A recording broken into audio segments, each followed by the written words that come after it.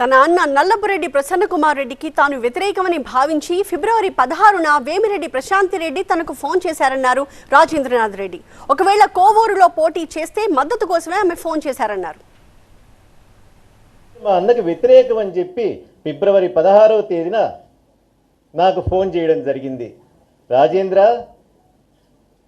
Telugu Desam party నాయకులు అధిష్టానం నా వెనకబడుతున్నారు, నేనైతే కోవూరు నియోజకవర్గానికి బాగుంటుందని గెలుస్తావమ్మా అని చెప్పి అడుగుతున్నారు, మీరేమంటారమ్మా అని అన్నారు. వేమిరెడ్డి ప్రశాంతి రెడ్డి గారు నా మీద ప్రేమతోనో అన్న మీద ప్రేమతోనో కాదు, అన్న మీద పోటీ చేసినప్పుడు నా అభిప్రాయం కోరి నా మద్దతు కోరాలనే ఉద్దేశంతో ఆమె నాకు ఫోన్ చేశారని చెప్పి ఈ సందర్భంగా మీకు తెలియజేసుకుంటున్నాను. మీకు ఒకే విషయం చెప్తున్నాను, ప్రశాంతి రెడ్డి గారి యొక్క అంతర్గత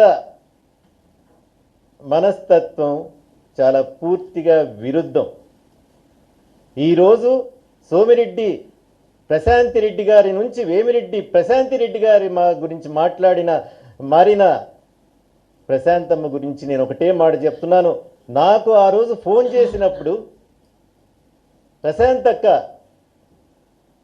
అర్థం పర్థం లేకుండా ఆలోచన రహితంగా ఒక రాజకీయ నాయకురాలని చెప్పుకుంటూ మన ముందుకొచ్చిన వేమిరెడ్డి ప్రశాంతి రెడ్డి గారికి ఇంత అమాయకత్వమైనటువంటి మనస్తత్వంతో ఈమె ఎలా వచ్చిందా రాజకీయాల్లోకి అని చెప్పి నాకు అనిపించింది.